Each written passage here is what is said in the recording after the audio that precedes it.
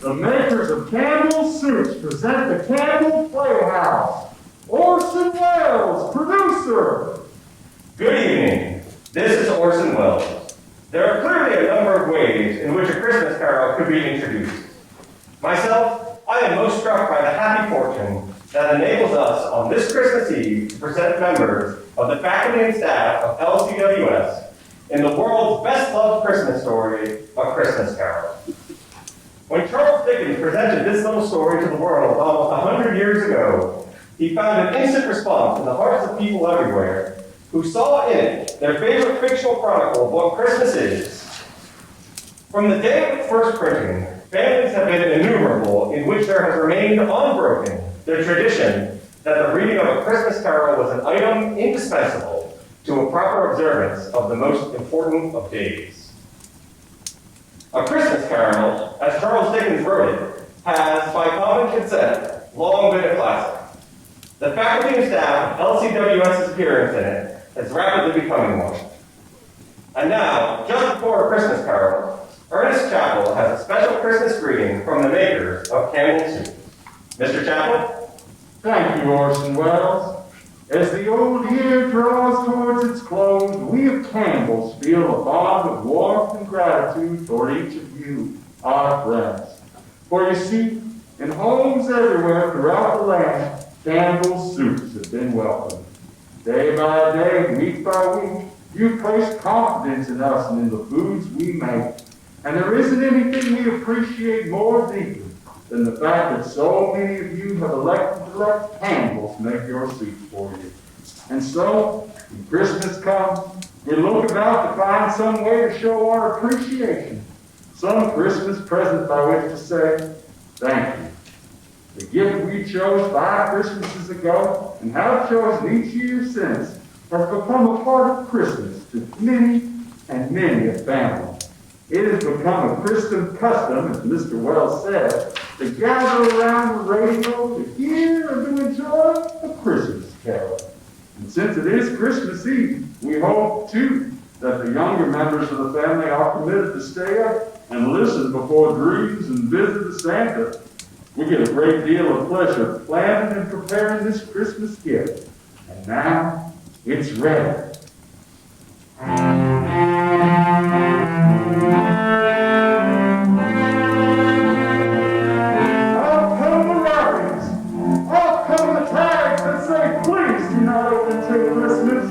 Out comes the call to you from Campbell's. And here is the gift itself.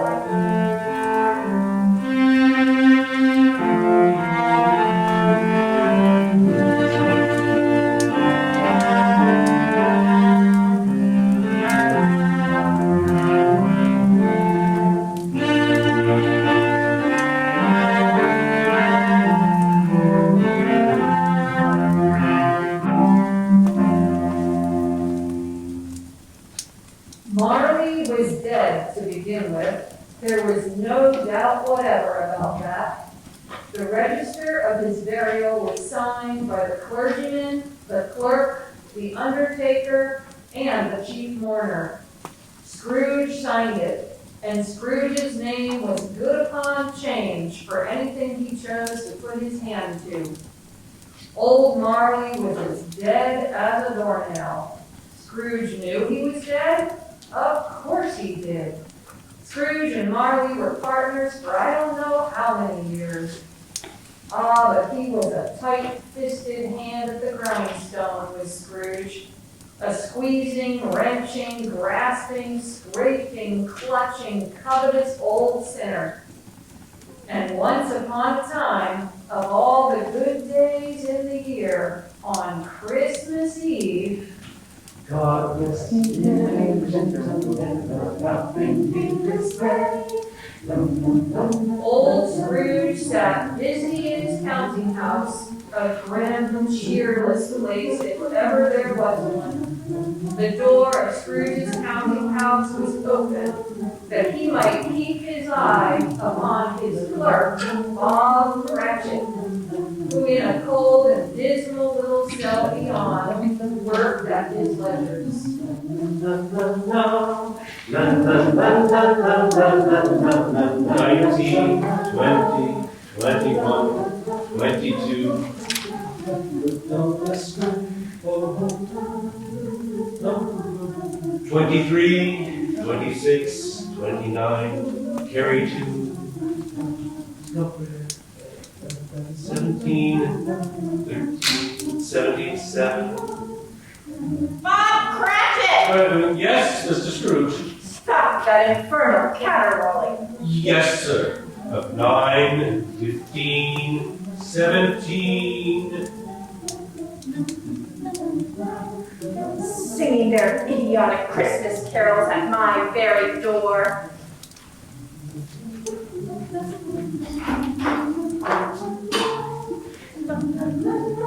Go on, get away from my door. Oh. Go somewhere else and bellow your blasted carols, or I'll give ya. Why, Governor? It's an old custom at Christmas time, you know. Yes, and I don't want any of your old customs. Take your fellow fools and go away. Christmas, blah. Right, sir? Merry Christmas anyway, sir. Ah.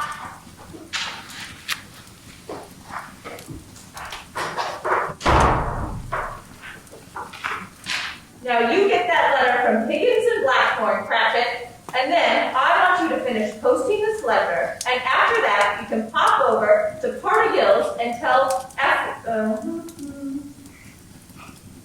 and after that you can pop over to Pardigil's and tell Pardigill you've come after that 17 shillings and 6 he's owed me since Michaelmas, and tell him I shall have a constable over there if he doesn't pay up at once. Mr. Pardigill's wife has been ill, sir. Oh, what do I care about his wife? I want my 17 and 6. I just thought that it being Christmas, sir. Christmas?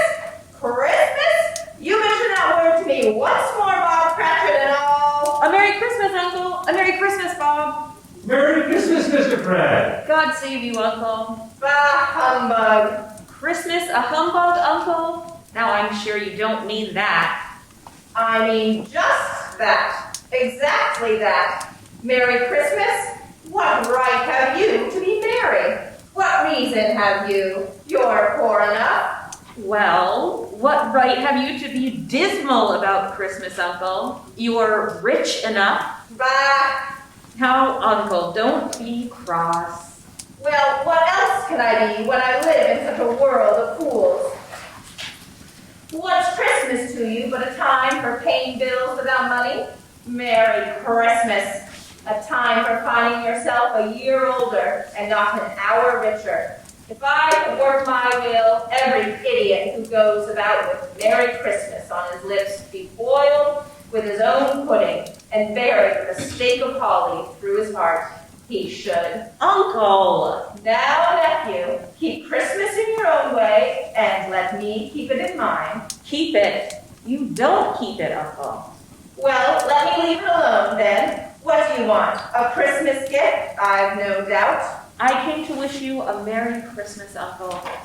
A Merry Christmas. Much good may Christmas do you. Ha, ha. Much good it ever has done ya. There are many things for which I derive good, by which I have not profited materially. I dare say, Uncle, Christmas among the rest. But I've always thought of Christmas time as a good time. A kind, forgiving, charitable, pleasant time. And therefore, Uncle, though it has never put a scrap of gold or silver in my pocket, I believe it has done me good, and will do me good. And I say, God bless it. God bless Christmas. Hurrah! Let me hear another sound out of you there, Bob Cratchit, and you'll keep your Christmas by losing your situation.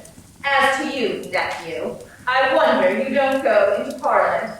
You talk enough nonsense. Oh, don't be angry, Uncle. I want nothing from you. I ask nothing of you. Why can't we be friends? Good afternoon. I'm sorry you feel that way. Well, I tried. A Merry Christmas to you, Uncle. Good afternoon. And a Happy New Year, too. Bah, humbug. And a Merry Christmas to you, Bob, and the Misses, and to Tiny Tim. Oh, thank you, Mr. Fred. Same to you, sir. Good day, sir. Good day, Bob.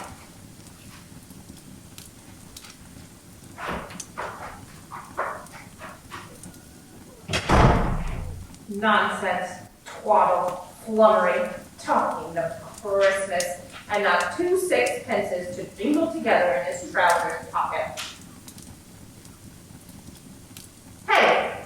Hey, you there, Bob Cratchit, come here. What are you doing there? I'm only putting a bit more coal in the fire, Mr. Scrooge. Seeing it's so cold in there, sir. You put that coal back into the scuttle. A fire indeed. I can tell you, if you use coal at that rate, you and I will soon be parting company, Bob Cratchit. You understand that? There's many a young fellow like your situation, you know. I'm sorry, sir. My fingers were getting a little stiff with the cold.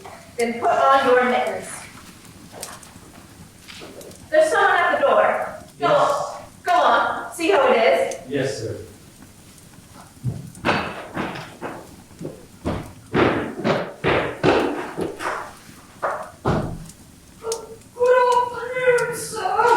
Good afternoon. This is a firm of Scrooge and Marley. Yes, sir. I should like to see the head of the firm, if I may. Oh, very good, sir. What is it? A gentleman to see you, Mr. Scrooge. Huh? Have I the pleasure of addressing Mr. Scrooge or Mr. Marley? Marley's been dead these 7 years tonight. I'm Scrooge. Well then, Mr. Scrooge, at this season of the year, it's only fitting that we who are more fortunate should raise a fund to buy the poor some meat and drink and means of warmth. You may not believe it, sir, but many thousands are now in want of common necessities. And hundreds of thousands are in want of the simplest comforts. Are there no prisons? Well, there are plenty of prisons, sir. And the workhouses? They're still in operation, I trust? I wish I could say they are not, but they are, sir. The treadmill and the poor law are in full vigor, then? Oh, both very busy, sir. I'm glad to hear that. I was afraid, from what you said at first, that something had occurred to stop them in their useful course. No, sir. All these institutions that you mention are flourishing. But it's nevertheless true that some additional provision for the poor and the destitute must be made. A few of us upon the change are endeavoring to raise such a fund, you see, and well, what shall I put you down for?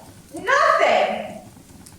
Oh, I see. You wish to be anonymous, sir.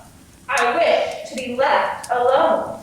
I don't make merry myself at Christmas time, and I can't afford to help make a lot of idle people merry. I help to support the establishments that take care of the poor. They cost enough. Let those who are badly off go there. Many can't go there, sir, and many would rather die. Then, my advice to them is to do so and decrease the surplus population. Besides, I've only your word for it that all this is so. Is the truth, Mr. Scrooge? Well, so be it then. It's not my business. It's enough for a man to understand his own business and not to interfere with other people's. Mine occupies me constantly. Good afternoon, sir. I quite understand, Mr. Scrooge. Good afternoon. Cratchit, show this gentleman out. Yes, sir. This way, sir, please. Sir, I couldn't help over here. I should like to contribute tons. Cratchit! Yes, sir. It isn't much, but it's all I can afford. But there are others in worse situations than I. You're a generous fellow. wish I might say so of your employer. Cratchit! Yes, sir. Good afternoon, sir. Good afternoon. Cratchit! Merry Christmas. Merry Christmas. Yes, sir. Close the door! Yes, sir. 24, 31, 1, carry 3. New scarlet ticket for Tiny Tim. A comb for Martha. 33, 30, and carry 3. A hair ribbon for Melinda. 4, 7, 12, 15. Cratchit! Yes, sir. Yes, sir. It's too late to have you go to Parkdale. He'll be closed up for Christmas, like these other fools. We may as well close up the place now. Yes, sir. It is getting a little dark. Hard to see the figures. I suppose you want the entire day tomorrow? It is quite convenient, sir. It's not convenient, and it's not fair either. But I suppose I can't do anything about it. If I was to stop half a crown of your wages, you'd think yourself very ill-used, I'll be bound. Well, sir, Yeah, but you don't think me ill-used when I pay a day's wages for no work. it's only once a year, sir. Once a year? Once a year indeed. A fine excuse for picking a man's pocket every 25th of December. But suppose there's no good talking. You must have the whole day. Well, see that you're here all the earlier the next morning. You understand? Oh, I will, sir. I will indeed. Good night, sir. And Merry Christmas. Bah! Merry Christmas. Bah! The office was closed in a twinkling, and Bob Cratchit, with the long ends of his white comforter dangling below his wrist, for he boasted no greatcoat, went down a slide on Cornhill 20 times in honor of its being Christmas Eve, and then ran home to Camden Town as hard as he could to play with his family at Blind Man's Bluff. Scrooge, on the other hand, took his melancholy dinner in his usual melancholy tavern, having read all the newspapers and spent the rest of the evening with his banker's book, went to his dismal house. Darkness is cheap, and Scrooge liked it. The yard was so dark that even Scrooge, who knew its every stone, had to grope with his hands through the fog and the frost to find the door. Scrooge walked through his rooms to see that all was right. Sitting room, bedroom, lumber room, all as they should be. Nobody under the table, nobody under the sofa, nobody under the bed, nobody in the closet. Closed the door. He locked himself in. He double locked himself in, and took off his cravat, put on his dressing gown and slippers and his nightcap, and sat down before the fire to take his rule.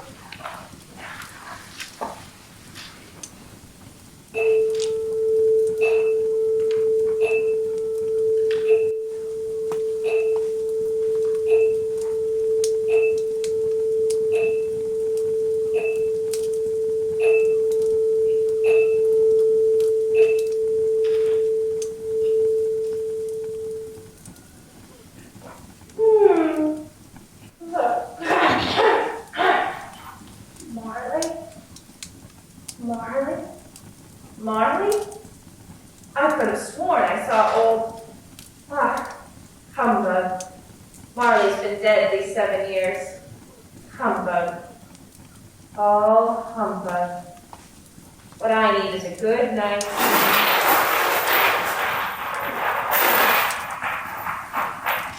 What? What's that?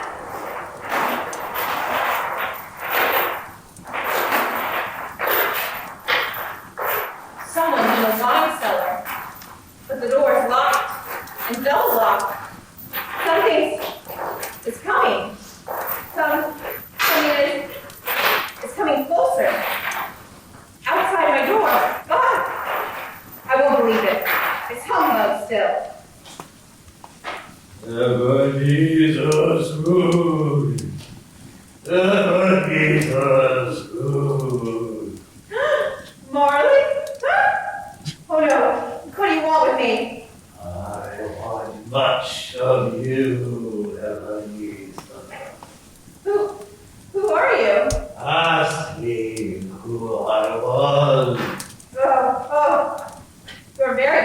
regular for a ghost. All right, then, who were you? In life, I was a part Jacob Marley. Jacob Marley? But you're dead. You died 7 years ago. 7 years ago, this very night. Huh? What's wrong? Don't you believe in me? I do not. You doubt your senses, Avenida? Yes, because a little thing affects them. A slight disorder of the stomach makes them cheats. You can't be a ghost. You may be an undigested bit of beef, or a blot of mustard, or a crumb of cheese, a fragment of an underdone potato. Ha! There may be more gravy than grave about you, whatever you are. Ah, humbug, I tell ya, humbug. Ah, I do believe in you. You are a ghost. Jacob? Thank you. But why do you walk the earth, Jacob? Why do you come to me? It is required of every man that the spirit within him should walk abroad among his fellow men and travel far and wide to witness what it cannot share, but might have shared on earth and turn to happiness. But tell me, Jacob, what's that chain you wear around you? I wear the chain I forged in life. I made it link by link and yard by yard by my own free will. Is its pattern strange to you, Ebenezer?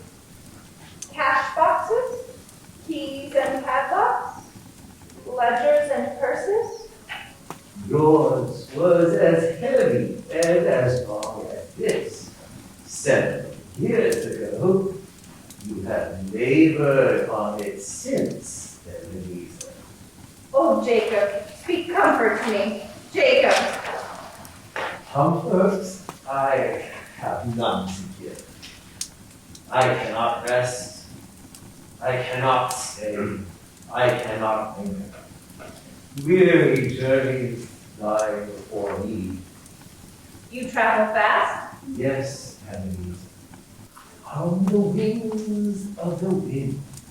Ah, 7 years dead and traveling all the time. 7 years, Ebenezer. 7 years of remorse. Ebenezer, do you know that no space of regret can make amends for one life's opportunities misused? But you were always a good man of business, Jacob. Business! Mankind was my business. Charity, mercy, benevolence, they were all my business. The dealings of my trade were but a drop of water in the comprehensive ocean of my business. Jacob, don't take on so. Now, Jacob. Listen to me, Evans. I'll listen to you, Jacob. Go on, Jacob, now. Speak to me, but don't be so flowery. Ebenezer, I'm here to warn you that you have yet a chance, a hope of escaping my fate. Do you hear that, Ebenezer? Yes, Jacob. Yes, you always were a good friend to me, Jacob. Thanks, Jacob. But go on. Go on. Go on. Go on. How shall I escape? Oh, I'm afraid, Jacob. You will be haunted by 3 spirits. Is that the only chance and hope, Jacob? It is your only chance and hope. Well then, I think I'd rather not. Without their visits, you cannot hope to shun the path I tread.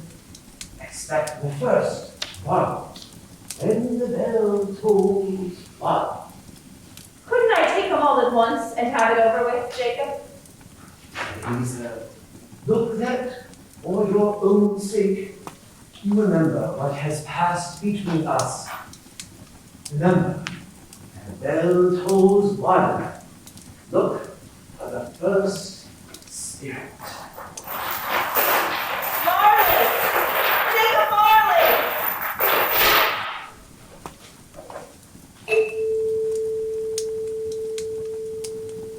Scrooge awoke. He was lying on his bed, fully dressed. Suddenly, the curtains of his bed were drawn aside, and Scrooge found himself face to face with the unearthly visitor who drew them. As close to it as I am now to you, and I am standing in the spirit at your elbow. He was a strange figure, like a child, yet not so like a child as like an old man. Its hair, which hung about its neck and down its back, was white as if with age, and yet the face had not a wrinkle in it, and the tenderest bloom was on the skin. The arms were long, muscular, the hands the same, as if its hold were of uncommon strength. Ebenezer Scrooge. Who's that? Ebenezer Scrooge, I have come for you. You? Are you the spirit, sir? Who's coming, as was foretold to me? I am that spirit. What are you? I am the ghost of Christmas past. Long past? No, your past. But what do you want of me? What brings you here to haunt me? Your welfare, Ebenezer Scrooge. Rise and walk with me. Oh, no. Not out of the window. Why can't I do that? I'll fall down. I'm not a spirit. I'm mortal. And I'll fall. Bear but a touch of my hand upon your heart, and you shall be upheld in more than this. Come, follow me. God bless thee, merry gentlemen, let nothing you dismay. La la la la la la la. Where are we? What's become of the city? And there's snow upon the ground. Where are we? These are the shadows of the things that have been. You recognize this countryside? Oh, I know every inch of it. Every rock, every tree. And that bleak building over there? Ah, that building. Ha! I was a boy there. Yes, I went to school in that horrible place. Do you recollect the path? Ha! Walk it blindfolded. Strange, you should have forgotten it so many years. Come, let us go closer. Look through the window into that cold, barren room. What do you see, Ebenezer Scrooge? I see a boy. A solitary child, neglected by his family, alone. Yes, I see. I know that boy. I was so lonely. Poor boy. Your lip is trembling, Scrooge. And what is that on your cheek? It's nothing. Nothing at all. I wish it's too late now. What's the matter? Nothing. The waifs came to my door singing Christmas carols last night. There was a boy like that among them. A poor, pale, thin little boy in a ragged coat. I should like to have given him something, that's all. Is that all? Come, Ebenezer Scrooge, let us see another Christmas.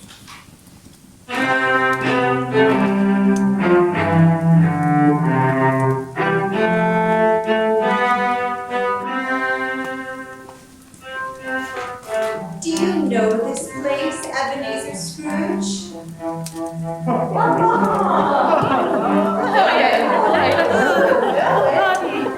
This is the counting house where I was apprenticed. It's my own master. Bless his heart. Old Fezziwig, my master, alive again and hosting one of his Christmas parties. Thank you, Paul. Listen to him. Come, Scrooge,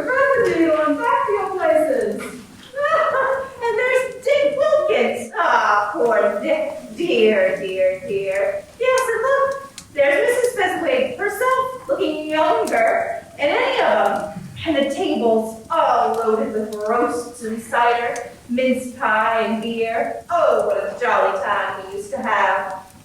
That carefree young man with the light heart and the gay smile, do you recognize him? Yes, yes, yes. Merciful heavens, how happy I was then. Small matter for old Fezziwig to make those silly folks so full of joy. Small matter? Small indeed. Isn't it?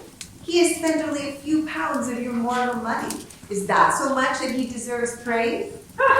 It's not that. It's not that, Spirit. Old Fezziwig was the power to make us happy or unhappy, to make our service light or heavy. His power lies in his words and looks and in things so tiny that it's impossible to count him up. The happiness he gives is quite as great as if it cost, What is the matter? oh, nothing. Nothing at all, Spirit. Something, I think. No. Speak. Well, only, it's just that I should like to be able to say a word or two to my clerk, Bob Cratchit. That's all. My time grows short, and we have yet another journey to make. Where now? Come.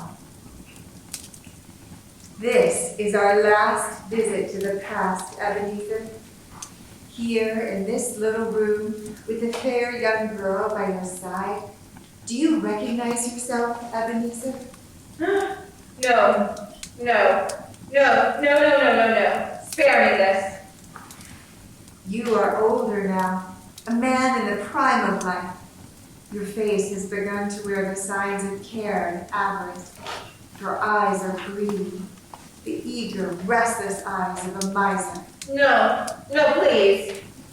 She knows it too, that girl by your side. There are tears in her eyes. He matters little to you, very little. I know that. Belle, have I changed towards you? When we were engaged, we were both bored. And was it better then? Better to be bored? Better at least to be happy. You're changed. You were another man then. I was a boy. You blame me because I've grown wiser? Have I ever tried to break our engagement? In words, no, never. In what then? In a changed nature, in an altered spirit, in everything that made my love of any value in your sight. So I release you from your promise. Belle! Oh, at first it may cost you pain to lose me, a very brief pain. But soon it will be dim, like a half-remembered dream, an unprofitable dream, and you will be glad to be awake from such a dream.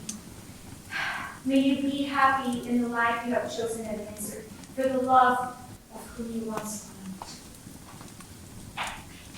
That's enough. Show me no more. Take me home. These were the shadows of the things that have been. That they are what they are, do not blame me. No more. One more. One more. Come. Do you see this man, Ebenezer Scrooge? This man might have been you. And the woman beside him, your wife. And that girl might have been your daughter, Ebenezer Scrooge. She might have called you father. She might have been a springtime in the haggard winter of your life. Spirit, let me go. Show me no more. Listen now while they speak, Ebenezer. Belle, I saw an old friend of yours today. Who was it? Yes. How can I... Oh, I know, Mr. Scrooge. Mr. Scrooge it was. I passed his office window. It wasn't shuttered. There was a candle inside, so I couldn't help seeing him. His partner Marley lies at the point of death, I hear, and there Scrooge sat all alone. Quite alone in the world, I do believe. Spirit, I can't bear anymore. Leave me. Haunt me no more. Take me back. Take me back.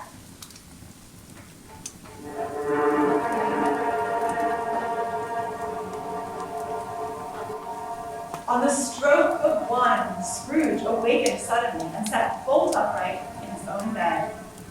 He remembered the words of Marley's ghost, and wondered from which direction the second specter would appear.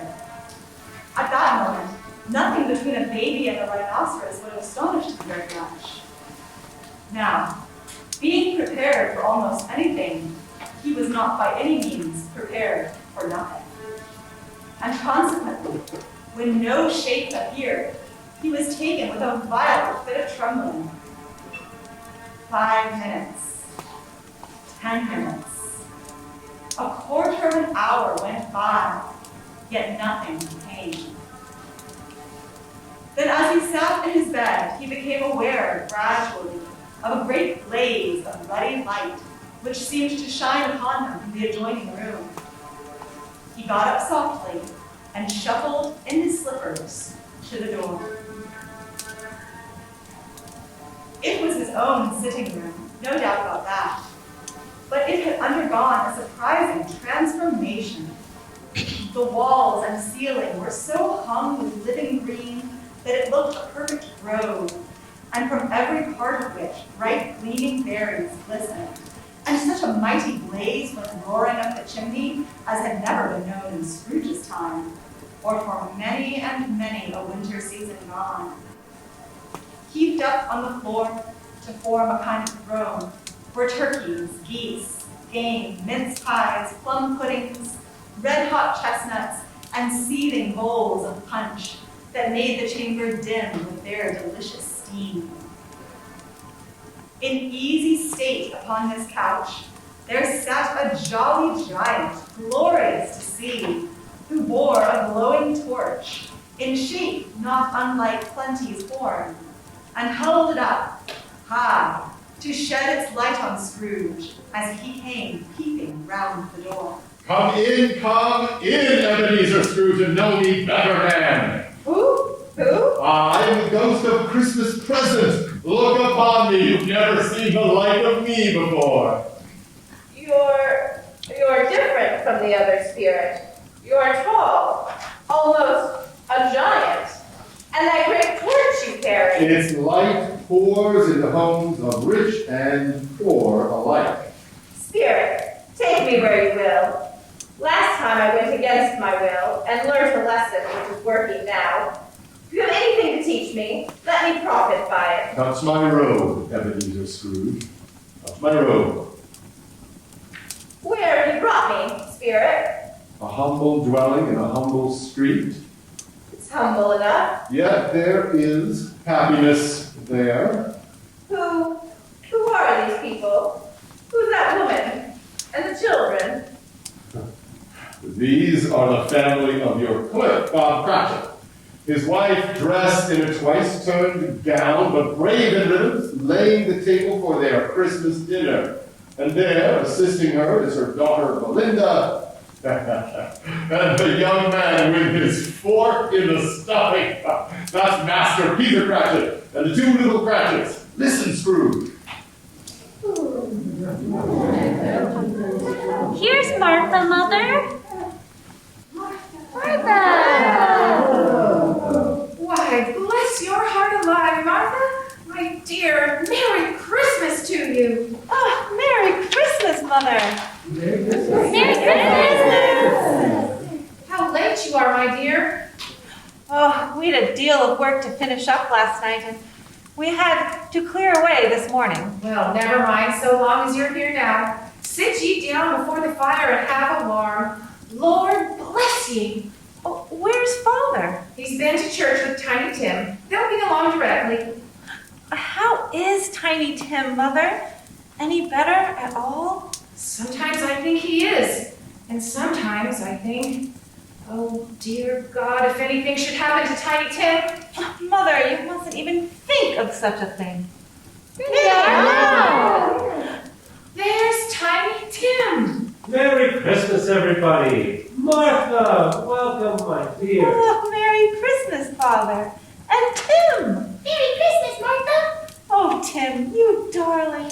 Oh, Father, I'm so glad to be home. And we're so glad to have you, Martha. And how did our little Tim behave in church, Bob? Oh, as good as gold and better. I like church, Mother. Oh, they sang the nicest songs. I hope people saw me there. Saw you there? And why, Tim? Well, don't you see? Because I'm lame. And if they saw my crutch, it might be pleasant for them to remember on Christmas who it was made lame beggars walk and blind men see. Oh, bless you, my son. Are we ready? Come on! Let's eat! Yes, children, yes, we're all ready. Come, take your places. And Bob, wait your turn, there's plenty. Stuffing and dressing and plum pudding for all of you. Martha, you take care of Tiny Tim. Yes, Mother. Now you see that he eats plenty. He must get tall and well. Now sit down, everyone, sit down. Ah, now, my dears. Shall we say grace? Let us pray. Spirit, tell me if Tiny Tim will live. I see a vacant seat in the poor chimney corner and a crotch without an owner, carefully preserved. Oh, no, kind Spirit. Say he'll be spared. Say he'll live. If these shadows remain unaltered by the future, Ebenezer, the child will die. Amen. Amen. And now, my dears, with such a dinner, a toast. A Merry Christmas to us all, and God bless us. Amen. God bless us, everyone. And now to Mr. Scrooge. Aww. I give you a toast to Mr. Scrooge, the founder of the feast. The founder of the feast, indeed, who pays you all 15 shillings a week. I wish I had him here. I'd give him a piece of my mind to feast on. And I hope he'd have a good appetite. Oh, my dear, the children. Christmas Day. Well, it should be Christmas Day, I'm sure, on which one drinks to the health of such an odious, stingy, unfeeling man as Mr. Scrooge. You know he is, Bob. And nobody knows it better than you, poor fellow. My dear, Christmas Day. I'll drink to his health for your sake, and for the days, but not for his. Long life to him, a Merry Christmas and a Happy New Year. He'll be very merry and very happy, I have no doubt. And I say, God bless him too, Mother, and everyone.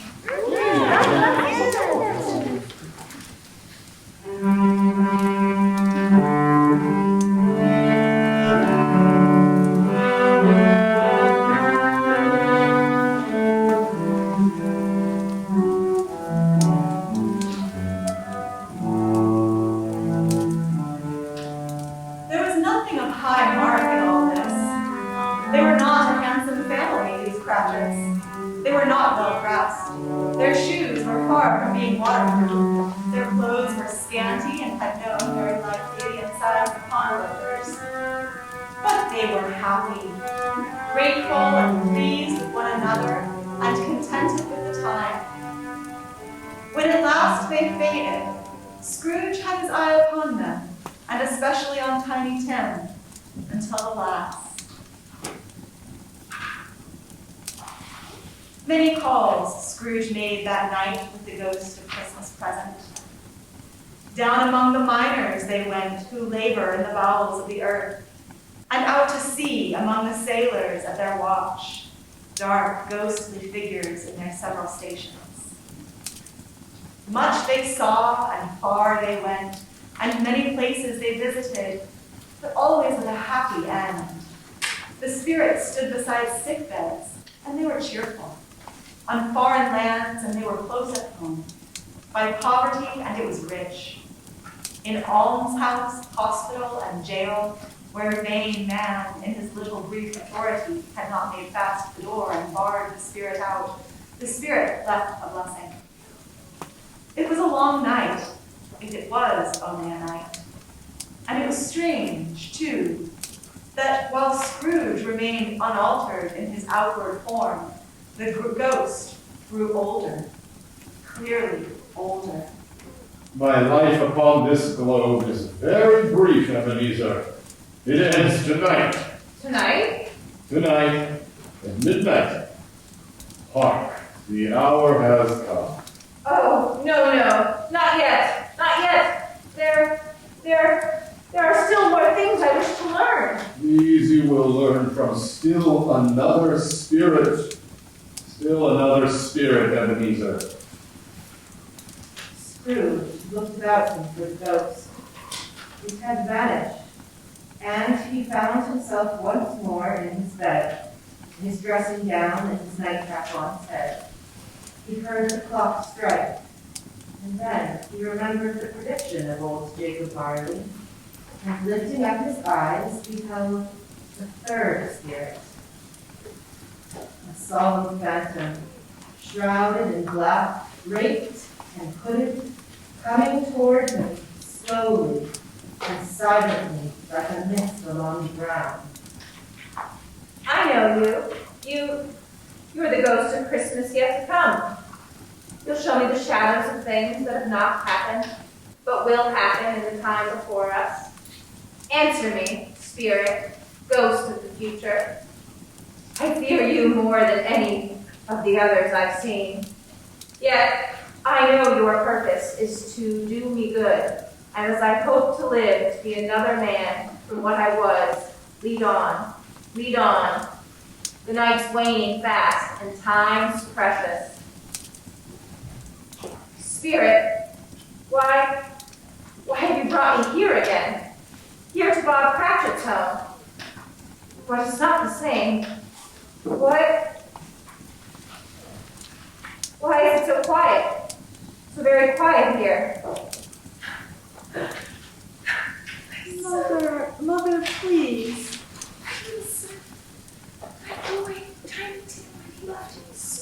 Oh, Mother dear, you mustn't. It's almost time for Father to be home. Don't let him see you crying. Yes, Martha. He's late tonight. He walks slower than he used to, and yet I've known him to walk very fast indeed with Tiny Tim on his shoulder. Oh, so have I, Mother. But he was light to carry, and his father loved him so that it was no trouble, no trouble. Bob! Good evening, my dear. You're late, Bob. Yes, I'm sorry, my dear. I went to the churchyard today. I wish you could have gone with me. It would have done your heart good to see how sweet and green a place it is. But we'll see it often, I promised him. Yes, I promised Tiny Tim we'd walk there on a Sunday. Father, dear. It's God's will, Bob. I'm trying to understand it, my dear. My son, my little son, Tiny Tim, and I love him so. Oh, that's cruel, cruel. Spirit, can't you give me one ray of hope that I may change all that Tiny Tim may live?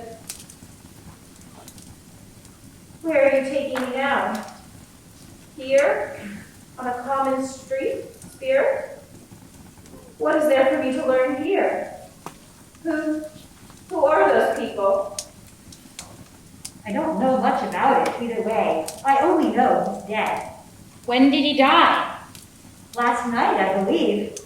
It's likely to be a very cheap funeral, for upon my life, I don't know anybody to go to it. Suppose we make up a party and volunteer. I don't mind going if the lunch is provided. Come to think of it, I'll bet I was his best friend. What? We used to nod to each other when we met in the street. Spirit, help me. Who is this man that died? Is there no one to mourn the poor creature? No one to follow him to the grave? Perhaps I'll give him a green grave at last, like poor Tiny Tim. Perhaps.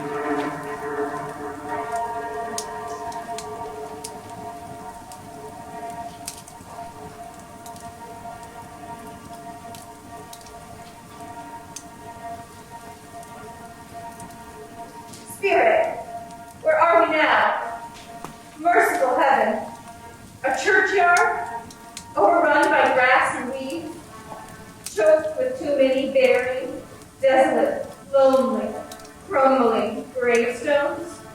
Spirit, before I draw nearer to that gravestone, answer me one question. Are these shadows of things that will be? Or are there shadows of things that may be? only. Huh? Will you not speak to me, spirit? What is that grave to which you point?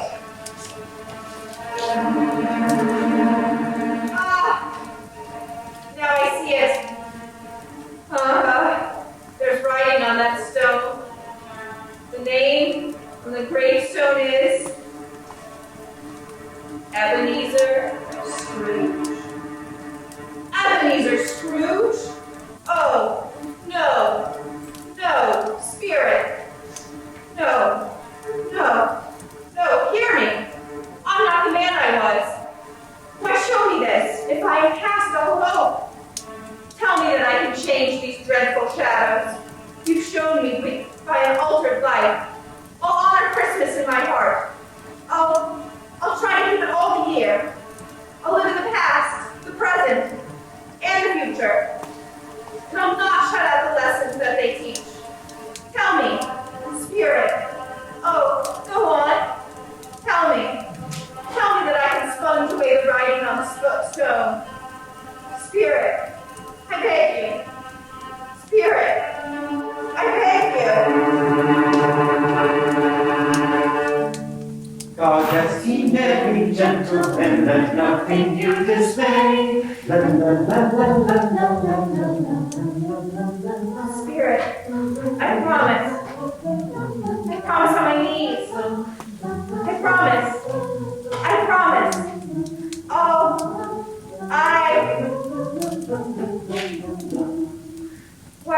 What's this? It's my own drink. Oh, I'm home. In my own bed. In my own room. And the sun's shining. It's clear. It's bright. No fog. What a beautiful day. Oh, glorious. Hey, boy. Oh, boy. Yes, sir? What's today? What's that, sir? What day is it, my fine fellow? Today? Why, it's Christmas Day! Christmas Day! Then I haven't missed it. The spirits have done it all in one night. Heaven be praised. How's that, sir? Listen, my lad. You know where the Pole Pier is in the next street? I should say I do. An intelligent boy. A remarkable boy. Tell me, do you know if they sold the prize turkey that was hanging in the window? The one as big as me? What a delightful boy. It's a pleasure to talk to you. Yes, my buck. It's hanging there now, sir. That's wonderful. Go down, will ya? And tell him to send it to Bob Cratchit and his family on Broad Street. And mind you, they're not to know who paid for it. Go on. Hurry, my lad. Here, wait a minute. Here's half a crown for your trouble. Ooh, yes, sir. And a Merry Christmas, sir. And a Merry Christmas to you, my boy. Oh, I don't know what to do. I'm as light as a feather, as happy as an angel, and as merry as a school child. Merry Christmas! A Merry Christmas to everybody. A Happy New Year to all the world. Woohoo! My dear sir, how do you do? I beg your pardon? Well, you, sir, aren't you the gentleman who came to my office in regard to that charity? Why, yes, sir. Merry Christmas to you. Yes, sir. Allow me to ask your pardon, sir, and will you have the goodness to accept? I prefer to whisper this. What? Lord bless me, my dear Mr. Scrooge. Are you serious? If you please. Now, not a farthing less. A great many back payments are included in it, I assure you. Will you do me that favor? My dear sir, I don't know what to say to such munificence. Now, don't say anything, please. Come and see me, will you? Will you come and see me? I will. I can bring tea. Thank you. I'm much obliged to you. I thank you 50 times. Bless you. Merry Christmas. Next morning, Scrooge was early at his office. He went early for a reason. If he could only be there first and catch Bob Cratchit coming late, that was the thing he set his heart upon. And he did it, yes he did. The clock struck 9, no Bob. Quarter past, no Bob. Scrooge sat with his door wide open that he might see him come in. At last he came. His hat was off before he opened the door, his comforter too. He was on his stool in a jiffy, driving away with his pen, as if he were trying to overtake the nice clock. 15 and 21, 6, and carry the 1. 24 and carry the 2, 31 and 8 and 9. Hello, you Cratchit. Yes, sir? Step this way, Cratchit, if you please. Cratchit, what do you mean by coming in at this time of day? Oh, I'm very sorry, sir. I'm behind my time. You are? Yes, I think you are. Oh, it's only once a year, Mr. Scrooge. It shall not be repeated. I was making rather merry yesterday, sir. I'll tell you what, my friend, I'll not stand this sort of thing any longer. And therefore, Bob Cratchit, I'm about to raise your salary. Mr. Scrooge, are you quite yourself, sir? No, thank heaven, I'm not quite myself. Merry Christmas, Bob. Ah, Merry Christmas, my good fellow. A merrier Christmas than I've given you in many a year. I shall raise your salary, and we'll see what we can do for Tiny Tim and the rest of your family. We will discuss it this very afternoon over a Christmas bowl of smoking bishop. Bob, make up the fire. Make it up and buy another coal. Scuttle before you dot another I, Bob Cratchit. Scrooge was better than his word. He did it all and infinitely more. To Tiny Tim, who did not die, he was a second father. He became as good a friend, as good a master, and as good a man as the old city knew him, or any other good old city, town, or borough in the good old world. Some people laughed to see the alteration in him, but he let them laugh, and little heeded them. In his own heart, he laughed. That was quite enough for him. He had no further intercourse with spirits, but lived upon the total abstinence principle ever afterwards. And it was always said of him that he knew how to keep Christmas well, if any man alive possessed the knowledge. May that be truly said of us, of all of us. And so, as Tiny Tim observed, God bless us, every one.